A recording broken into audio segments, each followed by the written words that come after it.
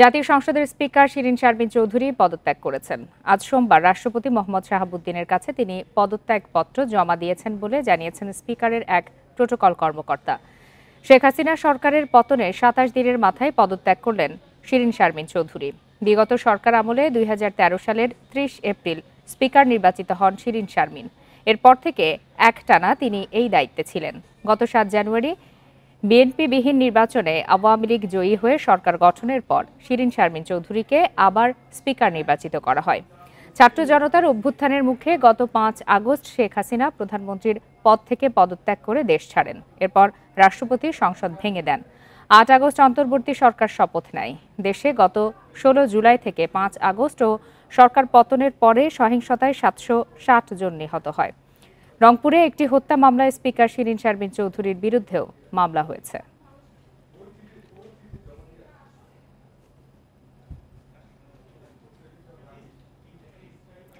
আওয়ামী লীগের প্রচার ও প্রকাশনা সম্পাদক আব্দুস সোবহান গোলাপকে ৩ দিনের রিমান্ডে পাঠিয়েছে আদালত। সকালে ঢাকার মেট্রোপলিটন ম্যাজিস্ট্রেট মোহাম্মদ জসিমের আদালত তার ৩ দিনের রিমান্ড মঞ্জুর করে। এর আগে বৈষম্য বিরোধী ছাত্র আন্দোলনের সময় পোশাক শ্রমিক রুবেল হত্যার অভিযোগে রাজধানীর আদাবর থানার মামলায় গোলাপকে গ্রেপ্তার করা হয়। এছাড়া একই আদালত জামিন আবেদন নাকচ করে সাবেক বাণিজ্য মন্ত্রী টিপু মুন্সিকে কারাগারে পাঠানোর নির্দেশ দেয়। ৪ দিনের রিমান্ড শেষে তাকে আদালতে হাজির করা হয়। আবেদন বিবেচনা করে টিপু মুন্সিকে কারাবিধি অনুযায়ী সুচিকিৎসা দেওয়ার নির্দেশ দেয় আদালত। রাজধানীর বাড্ডা থানায় দায়ের করা সুমন শিকদার নামের এক ব্যক্তিকে হত্যার অভিযোগে মামলা রয়েছে সাবেক বাণিজ্য মন্ত্রীর বিরুদ্ধে।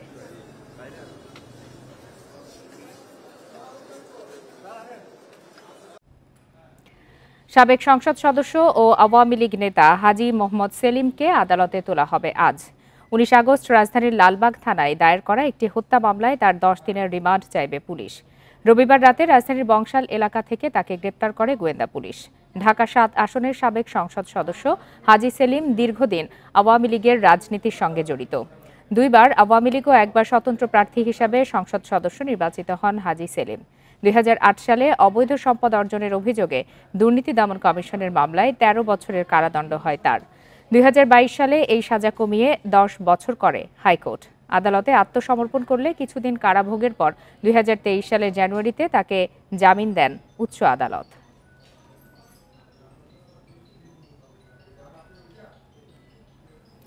হাসান মাহমুদ, নসরুল হামিদ, জুনায়েদ আহমেদ পলক সহ আওয়ামী লীগ সরকারের ১৮ জন মন্ত্রী, প্রতিমন্ত্রী এবং ৮ জন সংসদ সদস্যের দেশ ত্যাগে নিষেধাজ্ঞা দিয়েছে আদালত। সকালে ঢাকা মহানগর সিনিয়র স্পেশাল জজ মোহাম্মদ আসামস জগলুল হোসেনের আদালত দুদকের আলাদা ২টি আবেদনের পরিপ্রেক্ষিতে এই আদেশ দেন। যাদের দেশ ত্যাগে নিষেধাজ্ঞা দেওয়া হয়েছে তারা হলেন আনিসুল হক, হাসান মাহমুদ, নসরুল হামিদ, খালিদ মাহমুদ চৌধুরী, জুনায়েদ আহমেদ পলক, জাকির হোসেন, ইমরান আহমেদ, এনামুল হক, স্বপন ভট্টাচার্য, টিপু মুন্সি, ডাক্তার এনামুর রহমান, তাজুল ইসলাম, গোলাম দস্তগীর গাজী, জাহিদ আহসান রাসেল, হাসানুল হক ইনু। এছাড়া সাবেক ৮ জন সংসদ সদস্যের দেশ ত্যাগেও নিষেধাজ্ঞা দেওয়া হয়েছে।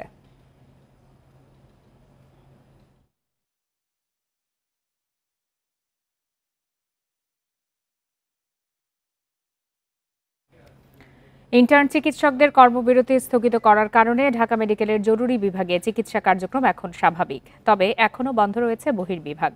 চিকিৎসকদের নিরাপত্তায় হাসপাতালে মোতায়েন করা হয়েছে সেনাবাহিনী, বিজিবি সহ আনসার সদস্য।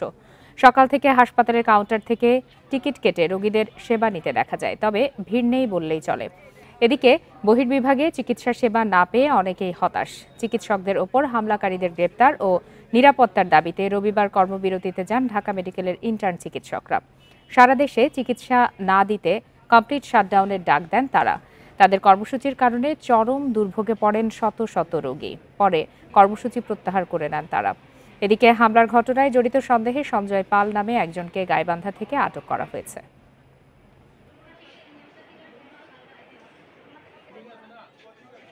না, ডাক্তার দেখতে পারেন 2 ঘন্টা ধরে আইছি। পারিনি ডাক্তার দেখাতে, ডাক্তার নাই তো। আমার খালু অসুস্থ, তো উনি মানে ঠিক মতো হাঁটতেও পারে না, আসছি কিন্তু ডাক্তার নাই। গতকালকে আসে গেছি, আজকে আসলাম ডাক্তার দেখার জন্য, আজকেও দিয়ে বদ্ধ, এখনো ডাক্তার আসে নাই। এটা দেখানোটা জরুরি, আমি হাঁটা চলা করতে পারি না।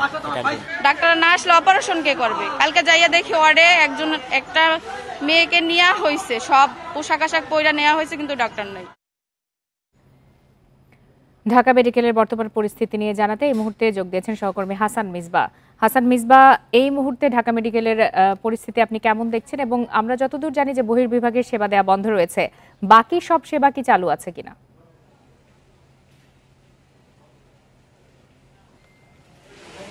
জরুরি বিভাগের যে সেবা সেটি আসলে চালু আছে। এর বাইরে অন্যান্য যে সেবা কার্যক্রম সবখানেই আসলে প্রভাব পড়েছে। যেমন যদি বলি আউটডোরে প্রায় 100 জনের মতো চিকিৎসক বসতেন। 4 থেকে 5 হাজার চিকিৎসক রোগী প্রতিদিন এখানে সেবা নিতেন। ঢাকা মেডিকেল কলেজ হাসপাতাল এমন একটি হাসপাতাল যেখানে সারা বাংলাদেশ থেকে রোগীরা আসেন এবং রেফার্ড কেসগুলো এখানে আসে, অর্থাৎ জটিল কোনো রোগের চিকিৎসা যদি ঢাকা বাইরে কোথাও না হয়, সেই মূলত রোগীগুলোই ঢাকায় আসে এবং খুব জরুরি মুমূর্ষ নানা ধরনের রোগী কিন্তু থাকে। আমরা সকাল থেকে আউটডোরে অনেক রোগী দেখেছি যে যারা গতকাল অপেক্ষা করেছেন, আজকেও তারা ফেরত গেছেন, আর তারা চিকিৎসা নিতে পারেননি। আউটডোর সকাল থেকে যে আউটডোরে পা ফেলার জায়গা থাকে না, সেই আউটডোরগুলো একেবারে ফাঁকা পড়ে আছে। অনেক কাউন্টারই বন্ধ, মানে সবগুলো কাউন্টারই বন্ধ, তবে চিকিৎসকরা ভেতরে তাদের কক্ষে অবস্থান করছেন এবং সরকারের পক্ষ থেকে তাদের দাবিগুলো মেনে নেওয়া হলে কিংবা দাবির বাস্তবায়ন হলেই মূলত তারা তাদের কর্মবিরতি প্রত্যাহার করবেন, এমনটি জানিয়েছেন। এই হচ্ছে আউটডোরের গল্প। এর পাশাপাশি অপারেশনের যে বিষয়টি, সেটি আসলে খুব জটিল অপারেশন কিংবা খুব মুমূর্ষ রোগীর এমন ছাড়া আসলে অপারেশন কার্যক্রমও বন্ধ আছে।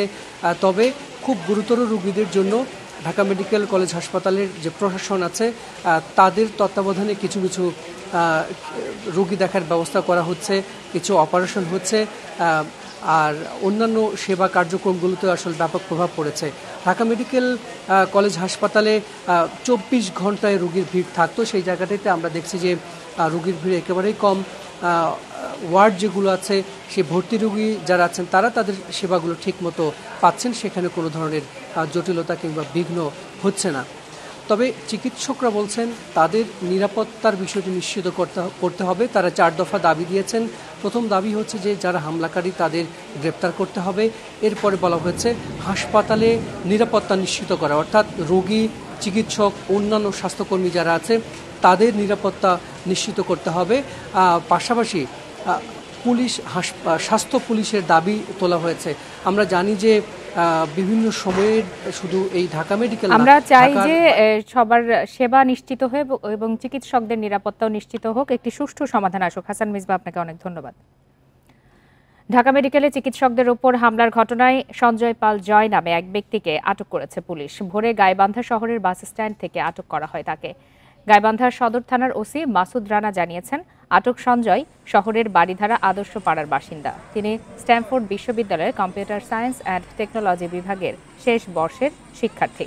ঢাকা মেডিকেলে হামলায় জড়িত থাকার অভিযোগ রয়েছে তার বিরুদ্ধে। তাকে নিতে ঢাকা থেকে পুলিশের একটি টিম আসছে। রবিবার ঢাকা মেডিকেলে চিকিৎসকদের উপর হামলার ঘটনায় দিনভর উত্তেজনা চলে। পরবর্তীতে হামলাকারীদের গ্রেপ্তার, বিচার, নিরাপদ কর্মস্থল নিশ্চিত সহ 4 দাবিতে কমপ্লিট শাটডাউনের ঘোষণা দেন চিকিৎসকরা। পরে দাবি পূরণের আশ্বাসে সোমবার রাত 8টা পর্যন্ত কর্মসূচি স্থগিত করে 24 ঘন্টার আলটিমেটাম দিয়ে কাজে ফেরেন তারা। এ ঘটনায় শাহবাগ থানায় একটি মামলা হয়েছে।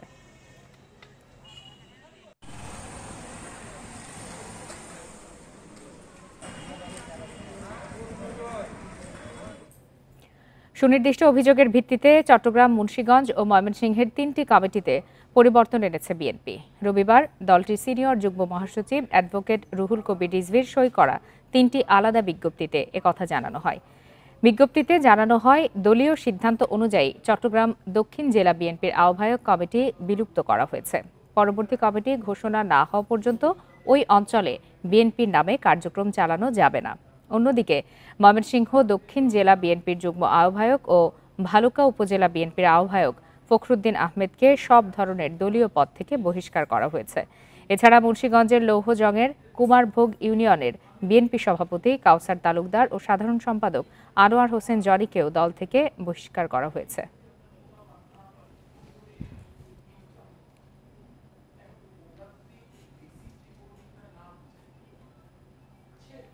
কুইক রেন্টাল প্রকল্পের কেনাকাটায় মন্ত্রীর একক ক্ষমতা এবং এ নিয়ে আদালতে প্রশ্ন তোলা যাবে না মর্মে বিদ্যুৎ আইনের 2টি ধারা কেন অবৈধ নয় জানতে চেয়ে রুল জারি করেছে হাইকোর্ট। একটি রিট আবেদনের প্রাথমিক শুনানি শেষে বিচারপতি ফারাহ মাহবুব ও বিচারপতি AKM রবিউল হাসানের দ্বৈত বেঞ্চ এই রুল জারি করেন। আইন, অর্থ, বিদ্যুৎ, জ্বালানি ও খনিজ সম্পদ মন্ত্রণালয়ের সচিবদের পেট্রো বাংলা চেয়ারম্যান এবং বিদ্যুৎ উন্নয়ন বোর্ডের চেয়ারম্যানকে 4 সপ্তাহের মধ্যে রুলের জবাব দিতে বলা হয়েছে। রিটকারী আইনজীবী শাহদিন মালিক জানান, বিদ্যুৎ এবং জ্বালানি দ্রুত সরবরাহ বিশেষ আইনের 9 ধারায় বলা হয়েছে, এই আইনের অধীনে গৃহীত কোনো আদেশ বা নির্দেশের বৈধতা সম্পর্কে আদালতে কোনো প্রশ্ন তোলা যাবে না। এছাড়া 6-এর 2 ধারায় বলা হয়, এই সংক্রান্ত কেনাকাটায় একক ক্ষমতা থাকবে মন্ত্রীর। আইনের 2টি ধারাই সংবিধানের লঙ্ঘন বলে উল্লেখ করেন রিটকারী আইনজীবী। ধারা 2টির অপব্যবহারের ফলে বিগত সরকারের আমলে কুইক রেন্টালের পাওয়ার প্ল্যান্টের নামে রাষ্ট্রের হাজার হাজার কোটি টাকা নষ্ট হয়েছে বলেও অভিযোগ করেন আইনজীবী। যেখানে সরকারের যত ক্রয় একটা প্রক্রিয়ার মধ্যে দিয়ে হয়, একটা টেন্ডারিং প্রসেস যেটাকে আমরা বলি, একটা প্রক্রিয়ার মধ্যে দিয়ে হয়, কিন্তু এই বিদ্যুৎ কেন্দ্রগুলি মন্ত্রীর একক বিবেচনায় সে যাকে ইচ্ছা তাকে যত টাকা ইচ্ছা তত টাকায় চুক্তি করার ক্ষমতা দেওয়া হয়েছে, যেটা অবশ্যই এটা মানে কোনো সভ্য রাষ্ট্রে কোনো মন্ত্রী এরকম একক ক্ষমতা থাকতে পারে না। জনশক্তি রপ্তানিকারকদের সংগঠন বাইরার বর্তমান কমিটি স্থগিত করে প্রশাসক নিয়োগের আদেশ দিয়েছে হাইকোর্ট। গঠনতন্ত্র বিরোধী কার্যক্রম ও নির্ধারিত সময়ে নির্বাচন না দেয়ায় বাণিজ্য মন্ত্রণালয়কে এই নির্দেশ দেন বিচারপতি AKM আসাদুজ্জামান ও মোহাম্মদ মাহবুবুল ইসলামের দ্বৈত বেঞ্চ। বাইরার সদস্য রবিউল ইসলাম রবিনের রিট আবেদনের প্রেক্ষিতে এই আদেশ দেয়া হয়। রিটকারী জানান, বাইরার বর্তমান দ্বিবার্ষিক কমিটির মেয়াদ চলতি মাসের 7 সেপ্টেম্বর শেষ হবে। গঠনতন্ত্র অনুযায়ী মেয়াদ শেষের 15 দিন আগেই পরবর্তী নির্বাচন আয়োজন করে নতুন কমিটির কাছে দায়িত্ব দেওয়ার কথা। কিন্তু বর্তমান সভাপতি যুবলীগ নেতা আবুল বাশার ও তার পরিষদ নিয়ম না মেনে বাণিজ্য মন্ত্রণালয় থেকে কমিটির মেয়াদ আরও 3 মাস বাড়িয়েছে। বিষয়টি চ্যালেঞ্জ করে হাইকোর্টে রিট করলে আদালত শুনানি শেষে বাণিজ্য মন্ত্রণালয়ের সিদ্ধান্ত স্থগিত করে। বাইরাই প্রশাসক নিয়োগ করে পরবর্তী কার্যক্রম পরিচালনার নির্দেশ দেয়।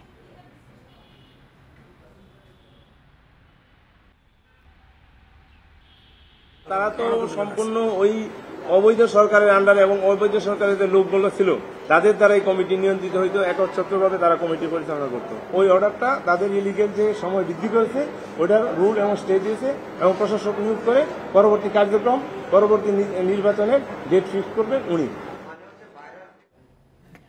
পিলখানা হত্যাকাণ্ডের পুনঃতদন্ত ও বিচার প্রক্রিয়া দ্রুত শুরু হবে বলে জানিয়েছেন স্বরাষ্ট্র উপদেষ্টা মোহাম্মদ জাহাঙ্গীর আলম চৌধুরী। সকালে সচিবালয়ে সাংবাদিকদের সঙ্গে আলাপকালে একথা জানান স্বরাষ্ট্র উপদেষ্টা। বর্তমান সরকার জনগণের অধিকার, সুশাসন ও ন্যায় বিচার প্রতিষ্ঠায় বদ্ধপরিকর বলেও মন্তব্য করেন তিনি। শুধু স্বরাষ্ট্র উপদেষ্টা হিসাবে নয়, একজন সাধারণ নাগরিক ও সেনাবাহিনী প্রাক্তন সদস্য হিসাবে আমি বিডিআর হত্যাকাণ্ডের ন্যায় বিচার চাই। সঠিকভাবে এই হত্যাকাণ্ডের পূর্ণ তদন্ত ও ন্যায় বিচার প্রক্রিয়া শীঘ্রই শুরু করা হবে। চলতি অর্থবছরের বাজেট সংশোধন করা হতে পারে বলে জানিয়েছেন অর্থ ও বাণিজ্য উপদেষ্টা ডক্টর সালেউদ্দিন আহমেদ। তিনি জানান, এরই মধ্যে কালো টাকা সাদা করার সুযোগ বন্ধ করে দেওয়া হয়েছে। সকালে সচিবালয়ে রপ্তানি উন্নয়ন ব্যুরোর কর্মকর্তাদের সাথে বৈঠক শেষে এসব তথ্য জানান তিনি। উপদেষ্টা বলেন, বাজেটে বড় বড় উন্নয়ন প্রকল্পগুলোর বিষয়ে সরকারের উচ্চ পর্যায়ে সিদ্ধান্ত নেওয়া হবে। তিনি আরও জানান, শিগগিরই চলতি বছরের রপ্তানির লক্ষ্যমাত্রা প্রকাশ করা হবে। সাংবাদিকদের প্রশ্নের জবাবে অর্থ উপদেষ্টা বলেন, বাজারে 5, 10 ও 20 টাকার কাগজের নোটের অবস্থা খুবই নাজুক। এটি দ্রুত পরিবর্তনের ব্যবস্থা করা হবে। দেশের মানুষকে যত্নের সাথে মুদ্রা ব্যবহারের আহ্বান জানান সালেউদ্দিন আহমেদ। আমরা অহেতুক অপচয় বা অহেতুক যে সেগুলো আছে সেগুলো আমরা ডেফিনেটলি যুক্তিসঙ্গত করব। আর প্রজেক্টে ডক্টর ওয়াহিদুল মাহমুদ দেখবে যে যেগুলো অলমোস্ট কমপ্লিট সেগুলোতে ইস্যু করবে, আর কতগুলো আছে পাইপলাইনে, কারণ ওটার সাথে আবার ERDর আমার সম্পর্ক আছে, টাকা পয়সা আনা। তারা যদি বলে আমরা কন্টিনিউ করবো না, তো ডোনারদের বলবো না, করবো না। আপনারা দেখছেন বিরতিহীন সংবাদ দুপুর। সংবাদে আরো যা দেখবেন, প্রভাবশালীদের কর ফাঁকির তদন্তে নামছে NBR। রাজনীতিক, আমলা, পুলিশ সহ 35 জনের তালিকা তৈরি।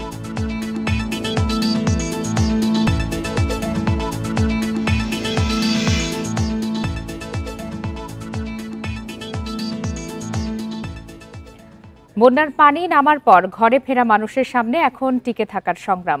বিধ্বস্ত বাড়িঘর মেরামতে ব্যস্ত বন্যার্তরা, সেই সাথে আছে রুটি রুজি নিয়ে দুশ্চিন্তা। ক্ষতিগ্রস্ত এলাকায় ত্রাণ বিতরণের পাশাপাশি পুনর্বাসনে জোর দিতে প্রশাসনের প্রতি আহ্বান জানিয়েছেন তারা। কুমিল্লার গোমতী নদীর উজানে বন্যা কবলিত এলাকা থেকে নামতে শুরু করেছে পানি। আশ্রয়কেন্দ্র ও আত্মীয় স্বজনের বাড়িতে আশ্রয় নেওয়া দুর্গতরা ঘরে ফিরতে শুরু করেছেন। বিধ্বস্ত বাড়িঘরে টিকে থাকার নতুন সংগ্রামে ভুক্তভোগীরা। কিছু বলতে কিছু নাই, সবই শেষ। হাড়ি পাতিল হইতে যা আছে, আলমারি টালমারি যত সবই গেছে। যে ক্ষয়ক্ষতি হয়েছে সেটা আমাদের কাটায় উঠতে আমরা নিজেও বলতে পারবো না যে আমাদের কতদিন লাগবে, কারণ আমাদের আয় রোজগারটা তেমন না। ফেনীতেও পানি নামার পর কঠিন বাস্তবতার মুখোমুখি ভুক্তভোগীরা। বন্যায় সব হারিয়ে যেখানে ঠিকমতো একবেলা খাবারের ব্যবস্থা করতে পারছেন না, সেখানে ক্ষতিগ্রস্ত ঘরবাড়ি মেরামত প্রায় অসম্ভব বলছেন তারা। রাতে হলেও ঘুম নাই, দিন হলেও খানা নাই, তো ব্যানে বিস্কুট একখান খাই অন রয়েছে। 20 বছর নানা সব নিজে আর বড় সব নিচে বন্যায় ক্ষতিগ্রস্তদের তালিকা করে পুনর্বাসনের উদ্যোগ নেওয়া হচ্ছে জানালেন জেলা প্রশাসক। তাদের জন্য নিশ্চয়ই একটা নির্দেশনা বা একটা বরাদ্দ সিস্টেম বা বাড়িঘর করে দেওয়া এটা আসবে, কিন্তু মূল কাজটা আমরা ফিল্ড লেভেল থেকে একদম রুট লেভেল থেকে তথ্যটা আমরা অ্যাকুরেটটা যাতে দিই, সেই কাজটাই আমরা এখন করতে বলছি। এদিকে বন্যার পানি নামায় ধীরগতিতে নোয়াখালী লক্ষ্মীপুরের 27 লাখ মানুষ এখনও ভোগান্তিতে।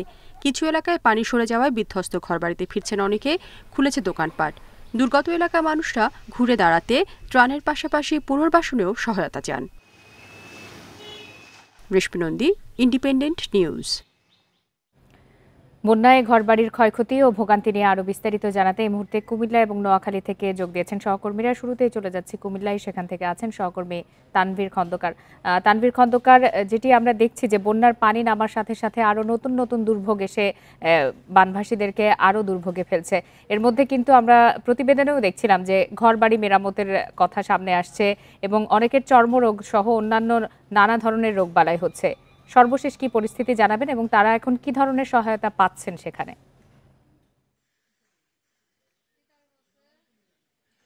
আসলে যখন গোমতীর ভাঙনে বন্যা শুরু হয়েছিল তখন আমরা দেখেছি যে পানির নিচে সবকিছু তলিয়ে গেছে, কিন্তু যখন উজানে এখন পানি কমতে শুরু করেছে, সেই পানি কি আগ্রাসী রূপ নিয়ে এখান থেকে সরে গেছে সেই চিত্রটি কিন্তু আমরা দেখতে পাচ্ছি। আমি এখন যেই জায়গাটিতে দাঁড়িয়ে আছি সেটি হচ্ছে 16 ইউনিয়নের ইন্দ্রবতী গ্রামে। এটি হচ্ছে ধীরেনচন্দ্র দাসের বাড়ি। আমি যদি একটু দেখাই, তার ঘরটি একদম মাটির সাথে মিশে গেছে, অর্থাৎ তার যে মাটির ঘর সেটির কোনো এখানে যে কোনো ঘর ছিল সেটি আসলে বোঝার কোনো উপায় নেই। চারপাশে শুধু ইট ছড়িয়ে আছে এবং মাটির টুকরো ছড়িয়ে আছে।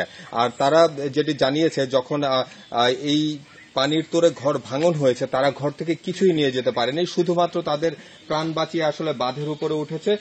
এছাড়া কিন্তু ঘরের ভেতরে যাই ছিল তারা ক্ষয়ক্ষতির শিকার হয়েছে। কিছু আসবাবপত্র হয়তো টেকাতে পেরেছে, কিন্তু আসলে যা ক্ষতি হবার হয়ে গেছে। এই ইন্দ্রপতি গ্রামটিতে যে শুধু ধীরেনচন্দ্র দাসের বাড়ি সেটি কিন্তু নয়, এখানে প্রায় আমরা দেখেছি ঘুরে মোট 12টি মাটির ঘর কিন্তু ধসে গেছে।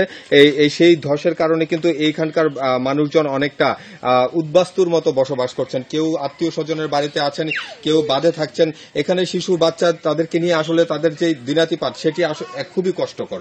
আর একটি বিষয় হচ্ছে যে এখানে যারাই আছেন তারা যে খুব বেশি টাকা পয়সাওয়ালা সেটি কিন্তু নয়, তাদের সবাই কিন্তু চাহিদা সম্পন্ন মানুষ। তারা নতুন করে যে একটি ঘর তৈরি করবেন সেটি কিন্তু আসলে এই মুহূর্তে সম্ভব না, কারণ হচ্ছে যে তারা বেশিরভাগই আমরা দেখেছি যে কৃষিকাজ করে আসলে এখানে তারা আসলে জীবনযাপন করেন। শুধুমাত্র ধীরেনচন্দ্র দাসের বাড়ি নয়, আমরা ঘুরে দেখেছি যে যেসব মাটির ঘরগুলি আসলে বিনষ্ট হয়েছে সেগুলো কিন্তু একেবারে মাটির সাথে মিশে গেছে এবং সেগুলোর ভেতরে খাট পালং, আপনার পড়ার টেবিল থেকে শুরু করে টাকা পয়সা এবং পুজোর ঘর পর্যন্ত কিন্তু আমরা দেখেছি যে আসলে টিনের চালের নিচে পড়ে আছে। তো কুমিল্লার সবশেষ পরিস্থিতি যদি বলা যায়, বন্যার যে অবনতি সেটি কিন্তু একদম চোখে পড়ার মতো। এখানে মানুষ চর্মরোগে আক্রান্ত হচ্ছে, মানুষ খাদ্যের কষ্টে আছে। প্রশাসন তারপরও যতটুকু পারছে সহযোগিতা করছে এবং যারা ক্ষতিগ্রস্ত হয়েছে তাদের তালিকা করছে। তো কুমিল্লার উত্তরে এবং দক্ষিণে আসলে বন্যা পরিস্থিতি অপরিবর্তিত রয়েছে। তো এই ছিল আমার কাছে কুমিল্লা থেকে বন্যার সর্বশেষ খবর। তানভীর, আপনি আমাদের সাথেই থাকুন। এবার একটু নোয়াখালীর পরিস্থিতি জেনে আসবো। সেখান থেকে আছেন সহকর্মী আবু নাসের। আবু নাসের, নোয়াখালীতেও তো বন্যার পানি নামতে শুরু করেছে, সেখানে কি ধরনের দুর্ভোগে পড়েছেন বানভাসীরা, আর এখনো কি কোনো কোনো এলাকা পানির নিচে নিমজ্জিত আছে কিনা? নোয়াখালীতে এখনো বেশিরভাগ এলাকায় পানির নিচে নিমজ্জিত রয়েছে এবং শহরে এবং গ্রামে একই অবস্থা। 2-4টি জায়গাতে একটু একটু করে পানি নামছে, তবে খুবই ধীরগতিতে। আমরা জানি নোয়াখালীতে মূলত জলাবদ্ধতা সমস্যা ছিল, এর সাথে বন্যা পরিস্থিতি মাঝে যোগ হলো, এখনো জলাবদ্ধতা সমস্যা রয়ে গেছে। আমি যদি আমার পেছনে দেখাই, এটি হচ্ছে নোয়াখালী জেলা শহরের হকার্স মার্কেট বলা হয়। এই মার্কেটের দোকানপাটগুলো দীর্ঘ প্রায় 20 দিন থেকে বন্ধ ছিল। এখন এখানকার যারা রয়েছেন দোকানপাটের মালিক, ক্ষুদ্র ব্যবসায়ী, তারা নিজেদের চেষ্টায় যতটুকু পাচ্ছেন এই যে নোংরা অপরিষ্কার পানি ভেতরে রেখেই কোন রকমে তারা দোকান করার চেষ্টা করছেন। অনেকেই সেচ পাম্প দিয়ে পানি সরানোর চেষ্টা করেছেন, অনেকে বালতি দিয়ে বা অন্য কিছু দিয়ে পানি সরানোর চেষ্টা করেছেন এবং দোকান ধোয়া মোছা করে চালানোর চেষ্টা করছেন। আসলে তারা অনেক দিন তো বেকার হয়ে পড়ে আছেন, তাদের থাকা খাওয়ার খুব কষ্ট হচ্ছে, মানবেতর জীবন যাপন করছেন, এজন্য বাধ্য হয়ে দোকান খুললো। আসলে কার্যত দোকানে কাস্টমার পাচ্ছেন না বলেই এই খুদে দোকানদাররা জানিয়েছেন এবং তাদের কষ্টের কথা দেখা যাচ্ছে। অনেকের পায়ের নিচে এখনো দোকানের মধ্যে পানি, এর মধ্যেই নিরুপায় হয়ে একেবারে পেটের দায়ে জীবিকার তাগিদে তারা এসে দোকান খুলেছেন, দোকানে বসছেন, কাস্টমার পাবেন, কিছু বেচা বিক্রি হলে চাল ডাল নিয়ে যাবেন এই আশায়। এই প্রত্যেকটি মানুষ এইভাবে আসলে দিনের পর দিন খুবই কষ্টে, সীমাহীন কষ্টে আছেন। তাদের দিন যাচ্ছে, তারা আসলে জানেন না কিভাবে কবে নাগাদ পরিস্থিতি স্বাভাবিক হবে এবং এই পানিগুলো এতই নোংরা অপরিষ্কার, এখানে আসলে পা দেওয়াও খুব কঠিন হয়ে পড়েছে এবং অত্যন্ত নোংরা অপরিষ্কার পানির মধ্যেই তারা চেষ্টা করছেন দোকান খুলে কোনো মতে। নোয়াখালী এবং কুমিল্লা থেকে জানাচ্ছিলেন সহকর্মীরা। গরু, ছাগল, হাঁস, মুরগি নিয়ে চরম বিপাকে বন্যা কবলিত এলাকার মানুষ। পরিস্থিতির কিছুটা উন্নতি হলেও এখনো পানির নিচে বিস্তীর্ণ ভূমি, ফলে খড় ঘাস সহ খাবারের মারাত্মক সংকটে পড়েছেন খামারিরা। স্যাঁতসেঁতে থাকার কারণে অসুস্থ হচ্ছে গবাদি পশু। বন্যায় লক্ষ্মীপুরের 5 উপজেলায় 50,000 একর চারণভূমি প্লাবিত হয়েছে। হঠাৎ বন্যায় চর আবদুল্লাহ, তেলিচর ও চর মেঘাসহ বিভিন্ন জায়গা থেকে ভেসে যায় অন্তত 5,000 মহিষ। পরে তাদের উদ্ধার করা হয়। বন্যায় জনজীবন বিপর্যস্তের সঙ্গে গরু, ছাগল, হাঁস, মুরগি নিয়েও বিপাকে পড়েছেন দুর্গত এলাকার মানুষ। শুকনো জায়গার অভাবে আশ্রয় কেন্দ্র ও বাড়ির ছাদে রাখতে হচ্ছে গবাদি পশু। পাশাপাশি গবাদি পশুর খাবার নিয়ে চরম সংকটে খামারিরা। ভেজা ও স্যাঁতসেঁতে জায়গার কারণে অসুস্থ হয়ে পড়ছে গবাদি পশুও। গরু, ছাগল, হাঁস মুরগ নিয়ে অবস্থা খুবই খারাপ। গোখাদ্যের দারুণ অভাবের কারণে অনেক খামারিরা ভীষণ সংকটে আছে। এবারের বন্যায় লক্ষাধিক গবাদি পশু মারা গেছে। ক্ষয়ক্ষতির পরিমাণ প্রায় 10 কোটি টাকা। এই কয়েকদিনের জলাবদ্ধতার কারণে ঘাসের জমি প্রচুর ক্ষতি হয়েছে, ঘাসগুলো ক্ষতি হয়েছে, খাদ্যের ক্ষতি হয়েছে এবং শুকনো ঘাস, শুকনো খড়, সেগুলো অনেক ক্ষতি হয়েছে। একই অবস্থা নোয়াখালীর 8 উপজেলাতেও। বিস্তীর্ণ চরাঞ্চল ও ঘাস পানিতে তলিয়ে থাকায় দেখা দিয়েছে গোখাদ্যের সংকট। জেলায় মারা গেছে 3 লাখের বেশি গবাদি পশু। আমরা গোখাদ্য পেয়েছি কয়েক জায়গা থেকে, সেগুলো আমরা কালকে যেটা এসেছিল আমরা সাথে সাথে যাদের সমস্যা আমরা দিয়ে দিচ্ছি। গোখাদ্য আমাদের প্রয়োজন, আমরা গোখাদ্য প্রাণী সম্পদ অধিদপ্তরকে আমরা দায়িত্ব দিচ্ছি কোথায় কোথায় প্রয়োজন, তারা একটা তালিকাও তৈরি করেছে, কিন্তু সব জায়গায় এখন গোখাদ্য আমরা পৌঁছাতে পারিনি। গোখাদ্য আমাদের প্রচুর চাহিদা আছে। ঘরবাড়ি থেকে পানি না নামায় গবাদি পশু নিয়ে অনেকে এখনো আছেন আশ্রয় কেন্দ্রে। Sadekur Rahman Siddiqui, independent news. ফেনী, চাঁদপুর ও মৌলভীবাজারে বন্যায় ব্যাপক ক্ষতি হয়েছে গ্রামীণ সড়ক, বাড়িঘর ও ফসলি জমির। পানি নামলেও বসত ভিটা ক্ষতিগ্রস্ত হওয়ায় ঘরে ফিরতে পারছেন না বানভাসীরা। এছাড়া বিচ্ছিন্ন রয়েছে সড়ক যোগাযোগে, দুর্ভোগে পড়েছেন তারা। বন্যায় ফেনীতে ক্ষতিগ্রস্ত হয়েছে 342টি সড়কের 500 কিলোমিটার অংশ। ভাঙা সড়কে যানবাহন চলাচল ব্যাহত হওয়ায় ত্রাণ নিয়ে যেতেও বেগ পেতে হচ্ছে কর্মীদের। কঠিন হয়ে পড়েছে জরুরি রোগী পরিবহন। নিয়ে আসতেছি প্রায় 1.5 কিলোমিটার দূর থেকে। রাস্তার অবস্থা খারাপ, লোকজন চলাফেরা করতে পারতেছে না। রাস্তাগুলা সংস্কার না করলে গ্রামের মানুষের জীবনযাত্রা চরমভাবে ব্যাহত হবে। মেরামত না করা হয় তাহলে এই গ্রামের এই এলাকার মানুষের কোনো উপায় নাই, একটা রুগীও নেওয়ার সুবিধা নাই। জেলার ৪,৩০০ কিলোমিটার সড়কের মধ্যে তলিয়ে যায় ৩,৩০০ কিলোমিটার অংশ। গুরুত্ব বিবেচনায় মেরামতের কথা জানিয়েছে স্থানীয় সরকার বিভাগ। ১০০ কোটি টাকার মতো আমাদের এইসব আমাদের পুনর্বাসনের জন্য প্রয়োজন হবে। দীর্ঘমেয়াদী যে কাজগুলো হবে সেগুলোর জন্য ১.৫ বছর থেকে ২ বছর লাগবে, আর স্বল্পমেয়াদী আমরা ২ মাসের মধ্যে শেষ করে দিতে পারবো। চাঁদপুরের হাজীগঞ্জ, ফরিদগঞ্জ ও কচুয়া উপজেলার প্রায় ৩,০০০ ঘরবাড়ি ক্ষতিগ্রস্ত হয়েছে। পানি নামলেও বাড়ি ফেরা নিয়ে দুশ্চিন্তায় ভুক্তভোগীরা। বাড়ির যায় যে ঘরে ঢুকবো এমন কোনো সুযোগ নাই। ঘর ভাঙি পড়ে যাইব, ঘরের কাঠগুলো সব পচে গেছে। তালিকা করে ভুক্তভোগীদের সহযোগিতার কথা জানিয়েছে জেলা ত্রাণ ও দুর্যোগ বিভাগ। তালিকা আমাদের মন্ত্রণালয়ে পাঠাবো, তখন সরকার যেভাবে সিদ্ধান্ত দিবেন আমরা সেভাবে তাদেরকে ক্ষতিগ্রস্ত যারা আছে তাদেরকে আর্থিক সহায়তা বা অন্য যে কোনোভাবে যদি সরকার সহযোগিতা করতে চায়, যেভাবে নির্দেশনা দেয় আমরা সেভাবে তা বাস্তবায়ন করব। মৌলভীবাজারে ৮২,০০০ হেক্টর আমন ধানের বেশিরভাগই তলিয়ে যায়। ক্ষতিগ্রস্ত হয়েছে ৪২,০০০ কৃষক। কৃষি বিভাগের হিসেবে শুধু কৃষিতেই লোকসান ২০৫ কোটি টাকার ওপরে। Tania Nasrin, independent news. চট্টগ্রামে ব্যবসায়ী আনসারুল আলম চৌধুরীকে গ্রেপ্তার করেছে পুলিশ। সকালে দুবাই যাবার পথে হযরত শাহ আমানত বিমানবন্দর থেকে তাকে গ্রেপ্তার করা হয়। তার বিরুদ্ধে ইসলামী ব্যাংকের ১৪০০ কোটি টাকা ঋণ খেলাপির অভিযোগ রয়েছে। তিনি চট্টগ্রামের রাউজানের বাসিন্দা এবং আলোচিত ব্যবসায়ী এস আলমের আত্মীয় বলে জানা গেছে। বিমানবন্দর বিশেষ শাখার পুলিশ পরিদর্শক মোহাম্মদ তাইয়াতুল ইসলাম জানিয়েছেন, প্রাথমিক জিজ্ঞাসাবাদে আটক ওই ব্যবসায়ীর নামে ইসলামী ব্যাংকের চাকতাই শাখায় ১৪০০ কোটি টাকারও বেশি খেলাপি ঋণ রয়েছে বলে জানা গেছে। আটকের পর তাকে পতেঙ্গা থানায় হস্তান্তর করা হয়েছে।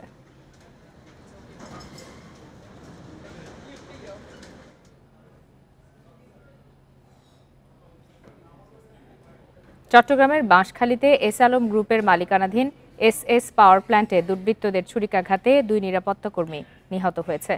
রবিবার রাতে এই ঘটনা ঘটে। নিহতরা হলেন সেনাবাহিনীর অবসরপ্রাপ্ত ওয়ারেন্ট অফিসার ও বিদ্যুৎ কেন্দ্রের সহকারী সিকিউরিটি ইনচার্জ সরোয়ার আলম এবং নিরাপত্তা কর্মী রাশেদ জাওয়ারদার। পুলিশ জানায়, রবিবার রাতে উপজেলার গন্ডামারায় এস আলমের কয়লাভিত্তিক বিদ্যুৎ কেন্দ্রে ২ যুবক চুরি করতে আসে। তাদের বাধা দিলে ২ নিরাপত্তা কর্মীকে ছুরিকাঘাত করে পালিয়ে যায় তারা। আহত ২ নিরাপত্তা কর্মীকে উদ্ধার করে বাঁশখালী স্বাস্থ্যকেন্দ্রে নিয়ে গেলে চিকিৎসক তাদের মৃত ঘোষণা করেন। সিসিটিভি ফুটেজ দেখে শনাক্ত করে অভিযুক্তদের ধরতে অভিযান চালাচ্ছে পুলিশ।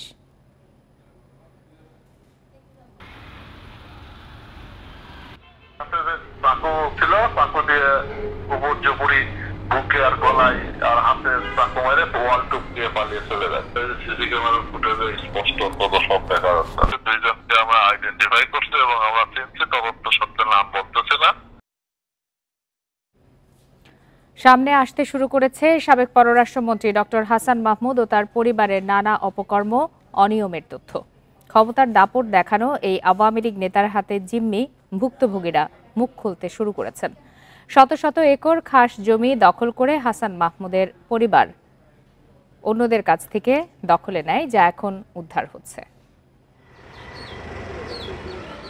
চট্টগ্রামের রাঙ্গুনিয়ায় খুরুশিয়া রেঞ্জে সাবেক পররাষ্ট্রমন্ত্রী হাসান মাহমুদের ছোট ভাই এরশাদ মাহমুদ বন বিভাগের প্রায় ২১২ একর জমি দখল করেন।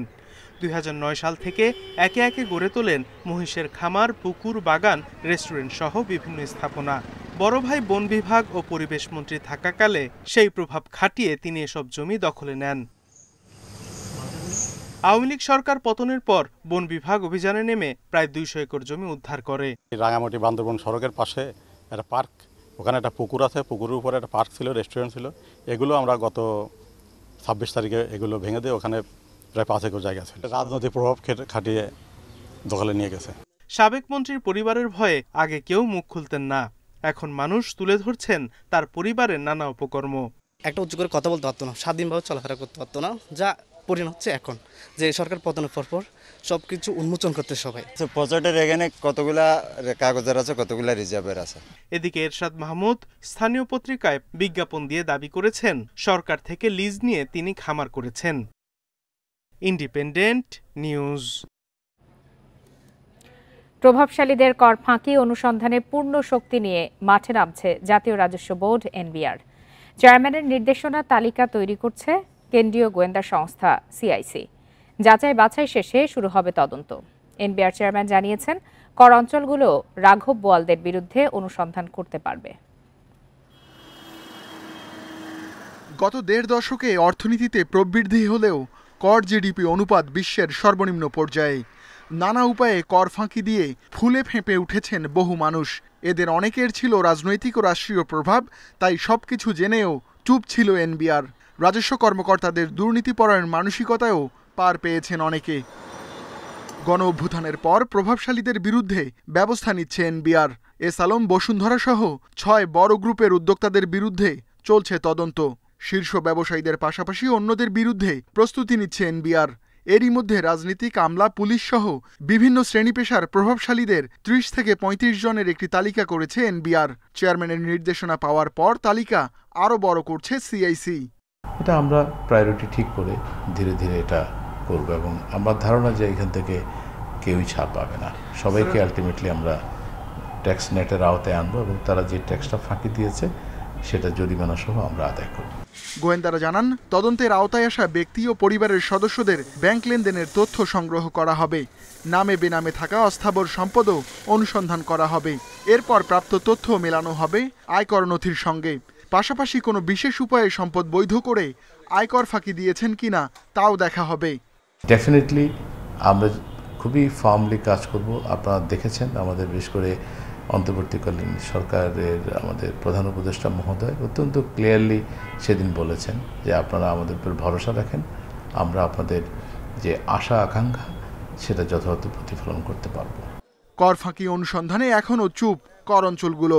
সরকার পতনের পর শুধু কর অঞ্চল 15 ও বৃহৎ করদাতা ইউনিট এলটিইউ এস আলম ও তার পরিবারের সদস্যদের বিরুদ্ধে তদন্ত শুরু করেছে। এনবিআর চেয়ারম্যান জানান, কর অঞ্চলগুলো নিয়মিত কাজের পাশাপাশি কর ফাঁকি অনুসন্ধান করতে পারবে।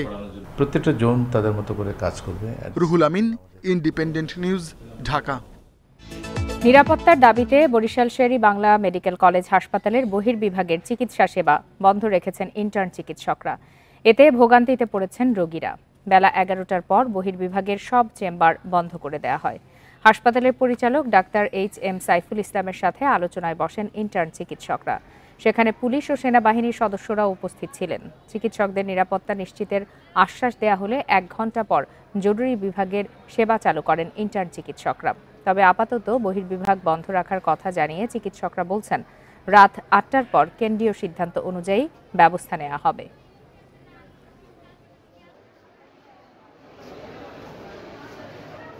ওনারা আমাদের এখন থেকে প্রোটেকশন দিবেন এবং সেই ধারাবাহিকতায় আজকে রাত 8টা পর্যন্ত আমরা আমাদের এমার্জেন্সি ব্যবস্থা চালু রাখব। শুধুমাত্র এমার্জেন্সি চিকিৎসা সেবা চালু থাকবে যতক্ষণ পর্যন্ত ওনারা প্রোটেকশন দিবে।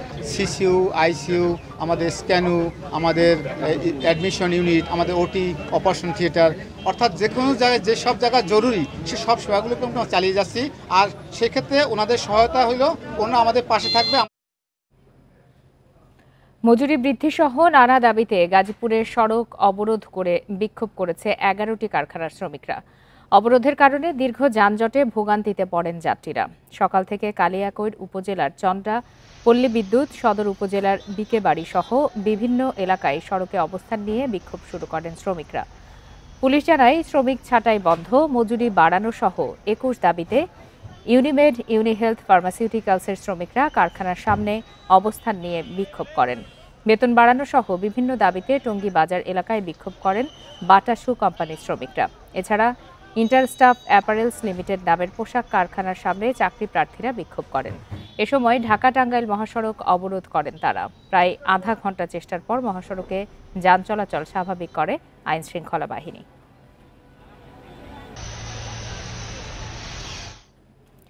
ঢাকা উত্তর সিটিতে 1 মাসেও সেবা কার্যক্রম স্বাভাবিক হয়নি। এখনও অধিকাংশ কাউন্সিলর অনুপস্থিত থাকায় জন্ম মৃত্যু নিবন্ধন করতে দুর্ভোগ পোহাতে হচ্ছে। সিটি কর্পোরেশন বলছে, এসব কার্যক্রম কাউন্সিলর কার্যালয় থেকে আঞ্চলিক অফিসে নেয়ার চেষ্টা হচ্ছে। প্রধান নির্বাহী কর্মকর্তার আশা, 1 সপ্তাহের মধ্যে পরিস্থিতি স্বাভাবিক হবে।